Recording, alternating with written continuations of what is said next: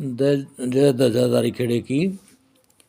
भाई बड़ा गांव में जो हमारा खेड़ा है जिसकी हम पूजा कर रहे हैं, दिवाली पर आजकल तो बहुत पब्लिक जाने लगी है, उसके बारे में थोड़ी पौराणिक जो चीज़ें हैं वो मैं बताना चाहूँ। कई भाइयों के फ़ोन आए थे कल कि ध्वजाधारी खेड़े के बारे में भी थोड़ा बताओ, पत्रकार आए हैं, लोगों को जानकारी नहीं होती, तो थोड़ा सा मैं उसके बारे में डिटेल में आपको बताना चाहूँ। तो कहानी शुरू होती है, जो अपना हिरण्यकश्यप आपने सुना है, उसका हिरण्यकश्यप एंड हिरण्याक्ष दो भाई थे। ये हिरण्यकश्यप के जो है अनुलाद, अलाद, प्रहलाद, संलाद, ये चार पुत्र थे। प्रहलाद के जो पुत्र हुआ वो विरोचन था, और उनकी पत्नी थी विशालक्षी। और विरोचन और विशालक्षी को पैदा हुए राजा बलि। राजा बलि की एक लड़की थी रतनमाला, जो बाद में पुतना बनी, तो वो चीज़ें भी मैं आपको बताऊंगा।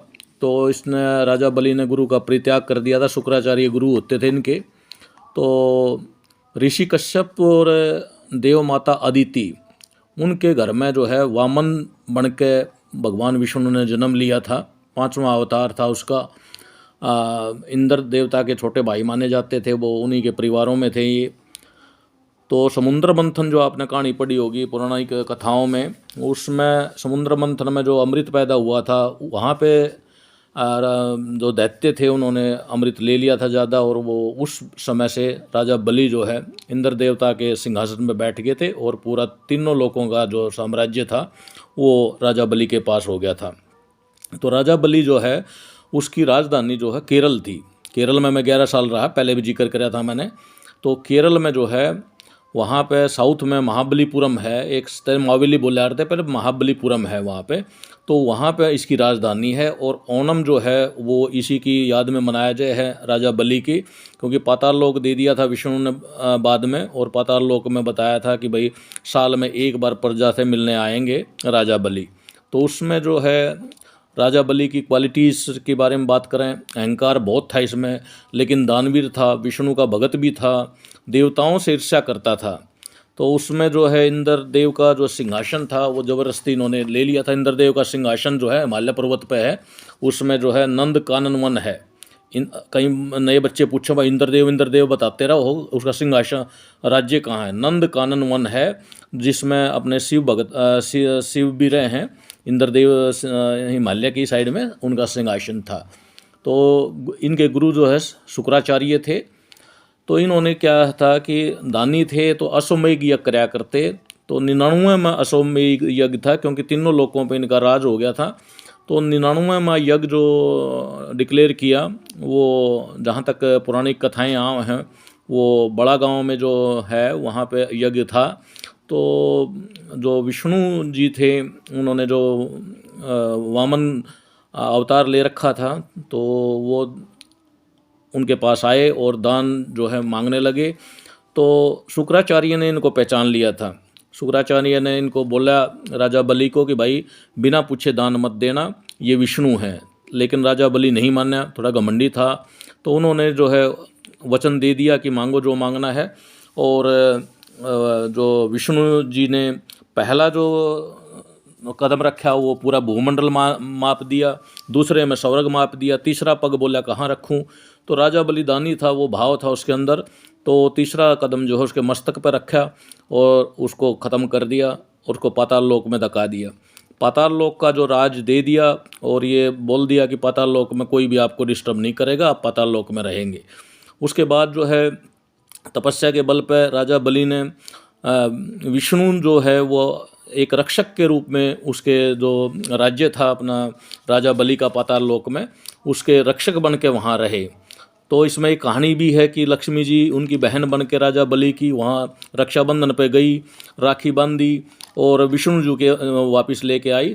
और विष्णु जी ने वचन दिया कि मैं धनतेरस अपना रक्षाबंधन से लेके धनतेरस तक एक प्रकार से वो पाताल लोक में अपना राजा बलि के राज में रहेंगे।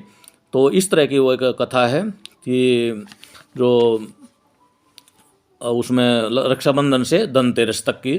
तो धनतेरस भी मनाया जाए अपनी साइड में, ओणम जो है वो अपना केरला में मनाया जाए। तो ओणम पर ये धारणा है कि भाई राजा बलि जो है वो प्रजा से मिलने आए हैं। तो ओणम जो है बहुत अच्छे से मनाया जाए है वहाँ पे। तो आपने सुना होगा भृगु एंड अंगिरा ऋषि, ये भी कि विष्णु का क्या बिगड़ो जो भृगु मारे लात, वो चीज़ें सुनी होगी। भृगु भी जो है वो असुर और जातियों में थे। तो देव जो हैं, देवता जो लोग हैं, उनका गुरु मान्या जो है बृहस्पति, और असुरों का गुरु मान्या जो है शुक्राचार्य। तो शुक्राचार्य जो है वो बलि के गुरु थे। एक प्रकार से उन्होंने थोड़ा त्याग कर दिया था, कुछ कंट्रोवर्सी होगी थी उनमें।